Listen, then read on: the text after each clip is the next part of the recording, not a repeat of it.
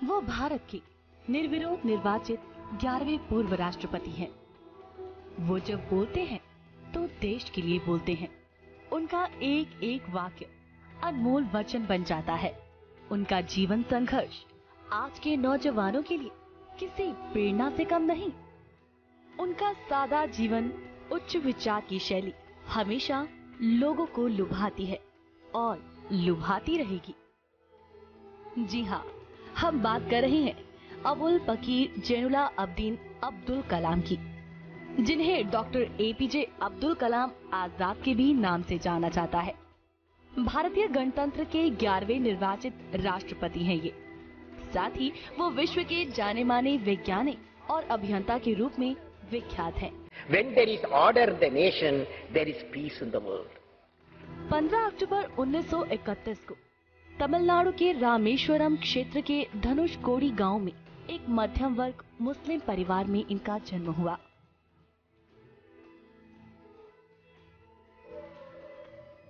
इनके पिता जैनुलाब्दीन ना तो ज्यादा पढ़े लिखे थे, ना ही पैसे वाले थे, जिसके चलते बचपन काफी तंगहाली में गुजरा। परिवार की सदस्य संख्या का अनुमान इस बात से लगाया जा सकता है कि ये स्वयं 5 भाई और 5 बहन थे और घर में 3 परिवार रहा करते थे। अब्दुल कलाम के जीवन पर अक्सर इनके पिता का बहुत गहरा प्रभाव दिखा। वो भले ही पढ़े लिखे नहीं थे, लेकिन उनकी लगन और उनके दिए संस्कार अब्दुल कलाम के बहुत काम आए। बचपन में अब्दुल कलाम ने अपनी प्रारंभिक शिक्षा जारी रखने के लिए अखबार वितरित करने का कार्य भी किया था। कलाम ने 1958 में मद्रास इंस्टीट्यूट ऑफ टेक्नोलॉजी से अंतरिक्ष विज्ञान में स्नातक की उपाधि प्राप्त की है।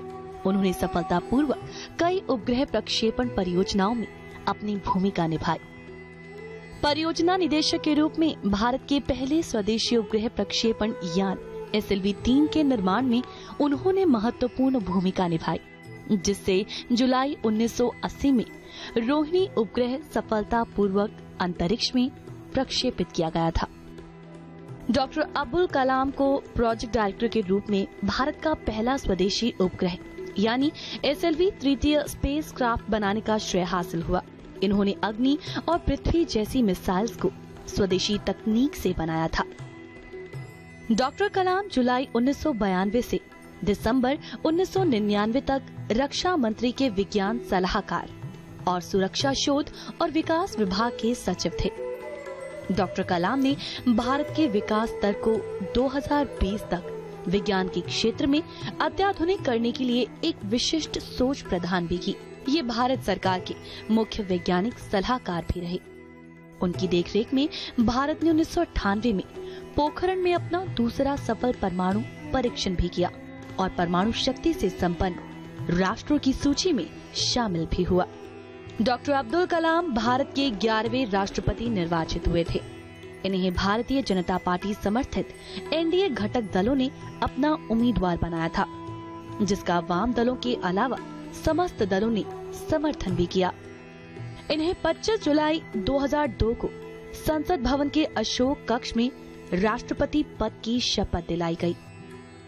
इन्होंने अपनी जीवन विंग्स ऑफ फायर भारतीय युवाओं को मार्गदर्शन प्रदान करने वाले अंदाज में लिखी है।